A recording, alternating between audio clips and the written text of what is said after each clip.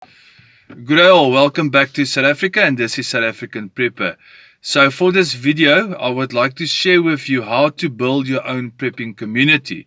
So to make this more understandable, I would like to give you some context where this idea comes from and how you can implement it wherever you are in the world.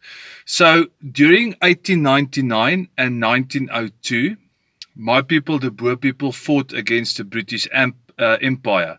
So we had two countries, the Transvaal and the Orange Free State, two different separate Boer governments that were then invaded or colonized by the British because of diamonds and gold that were found in these two specific countries within South Africa.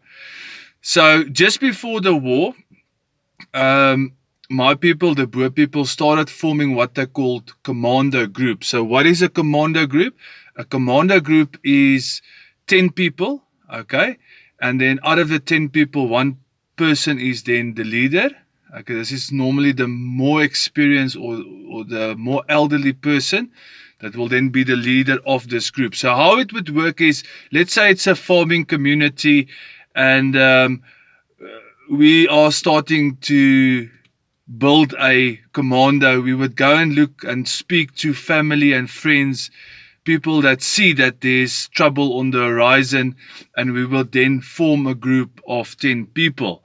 So what is the benefit of having a grouping of friends and families and people that you know within that prepping community? Now I can already hear people screaming and shouting because there's an extremely large prepping community in South Africa. I think they are about 200 or 300,000 strong, and they are already screaming that numbers are more important than smaller groups. Smaller groups are not going to survive, but I will bust this myth for you in this video. So keep on listening. So getting back to the commando structures, this commando structure was so effective that the British Empire then used it later on. They modernized it and they called it the British Commandos. If you're in America, you would know this as the Spetsnaz units, or in South Africa, the Iraqi units. So it used to be groups, or it is groups that are very specialized in function. So in those days, in 1899 and 1902, they used to form a commando group of 10 people. So this would have been people that you most possibly were your neighbors, your friends, your families. So the benefit of this is that they knew each other by name, by surname, by children, as far as how many cats and dogs you had.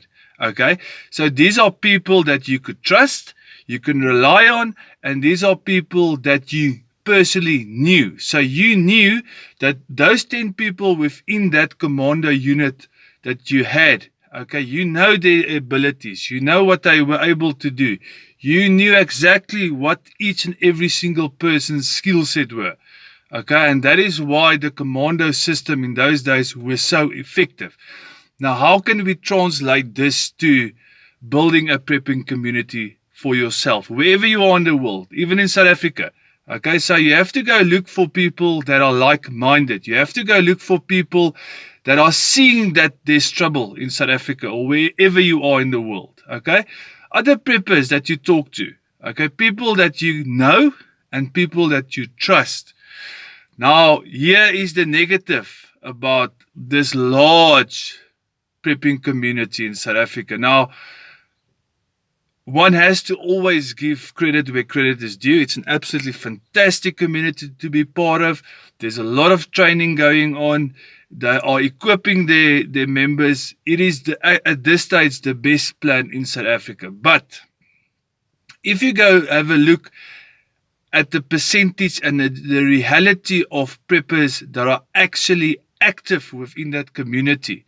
So let's take worst case scenario, 200,000. And unfortunately, of the 200,000, a lot of the times, only 10% of those community members are active members. This meaning that they actually go and do the training, they go and learn new skills, they go and train and exercise the plan. Okay, and this is why building your own prepping community is better, because if you have, for an example, 100 families and only 10 families are well prepared in the mythology of your plan, okay, meaning that they've been practicing the plan, they've been implementing the plan, they've been training the plan, okay, you're sitting with 100 families, and of that 100 families, you've only got 10 families that are actually well equipped to deal with an emergency or anarchy situation in South Africa. This is why we say, rather look at history. We can learn from history. History is amazing. We don't have to reinvent the wheel. We can just have a look at history and see what worked for the old people. And building your own prepping community, going out and finding 10 people that are like-minded, okay, that you know and trust. Because believe me, if anarchy strikes, if shit hits the fan strikes, you are going to need other people. You cannot do it alone.